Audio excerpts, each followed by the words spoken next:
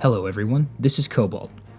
This is the next video in my character analysis series for Brawlhalla. Stick around till the end to hear about entering the giveaway to win community colors, emotes, weapon skins, sidekicks, avatars, or even the battle pass, and voting for the next legends. And if you want to skip all this and get straight into the information, there's a timestamp in the description, and don't forget to subscribe so you can keep up with the release of your favorite legend. In these analyses, I wanted to focus solely on the character's signatures. Light attack combos are covered much more in depth than I ever could elsewhere and function pseudo-comparably for all characters of that weapon class. So I'm not going to be discussing the general neutral of the character with their weapons unless it pertains in some way to their signatures. Firstly, I want to give clear descriptions of the terminology I'll be using. Startup frames are the amount of frames that happen after a move has begun until the first hitbox of the move becomes active. Active frames are the duration of frames that the move contains hitboxes that can collide with your opponent. FAF, or First Actionable Frame, is the first frame available where your character is able to move again after the move has been started. For all of this data, I use the character's jump to display the first actionable frame. Lastly, On Miss refers to the move not connecting with an opponent, and On Hit refers to the move making contact with an opponent. I'm going to be doing my analysis today on the next voted in legend, Lord Vraxx. He was the son of the Governor Tyrant of his homeworld. He was a brilliant combat pilot and eventually built his own empire. He destroyed planets and conquered several worlds, often for pretty petty reasons. Vraxx's weapons are rocket lance and blasters. He's seen very sparse amounts of competitive play. He's mostly been used as a counterpick character or matchup mix-up for specific characters. His stats probably have a little bit to do with that. He has 4 attack, 8 dexterity, 4 defense, and 6 speed. Not exactly a tanky or hard-hitting character, but he does have an incredible dexterity stat which offers him slightly lower end lag on his kit, but that certainly hasn't helped him out much based on his competitive results. So, is it his stats that are holding him back? Is it his weapons? Or do his signatures have something to do with it? Well, let's find out. Let's start with his Rocket Lance. Rocket Lance side sig has 19 frames of startup, active frames from 20 to 40 with an FAF of 61. It functions the same on miss as it does on hit. Vraxx charges forward with his lance, generating a large burst of energy at the end.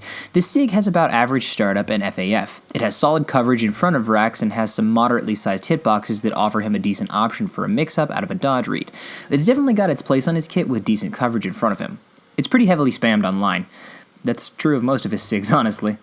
Rocket Lance neutral sig has 15 frames of startup, active frames from 16 to 28 with an FAF of 47.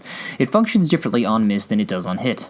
On hit, the move functions as a command grab with a new FAF of 86. Vraxx hoists his lance into the air and extends it for a few frames. If the move connects, Vraxx pulls the opponent into the lance before jettisoning them forward. This sig is really quick. It has good startup as well as FAF on miss. It's good for catching jumping opponents as well as those recovering high. It's got pretty good sized hitboxes for what it does as well, and due to its speed and range, people use this move quite a bit. It makes jumping against Lance that much riskier since they could punish your jump with either Sair or a neutral sig. Decent sig in my opinion. Rocket Lance down sig has 17 frames of startup, active frames from 18 to 33 with an FAF of 50.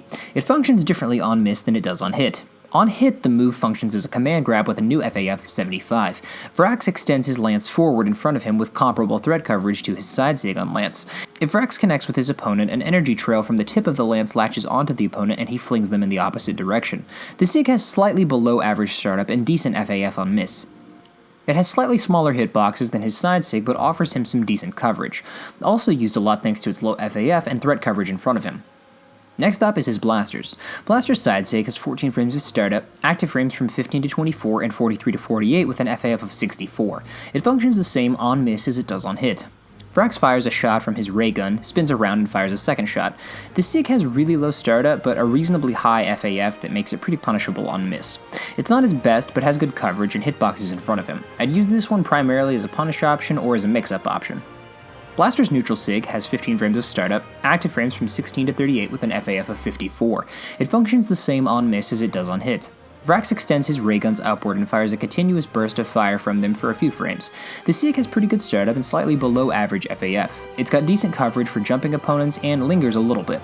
Additionally, it can catch grounded opponents thanks to the wind-up hitbox offering it some decent dual coverage. It's not a bad sig, but not his best in my opinion. Blaster's down sig has 17 frames of startup, active frames from 18 to 25 with an FAF of 47. It functions the same on miss as it does on hit. Vraxx fires a burst from his blasters at the ground slightly in front of him with a few active frames. The sig has both good startup and FAF and offers Vraxx a very specific threat coverage in front of him at a distance and allows him to guard the edge really well by placing active hitboxes there. And it allows this move to be spammed pretty frequently thanks to its really low FAF. So overall, his SIGs are pretty dang fast. Every one of his SIGs has average or better startup frame data, and most of them have below average FAF as well.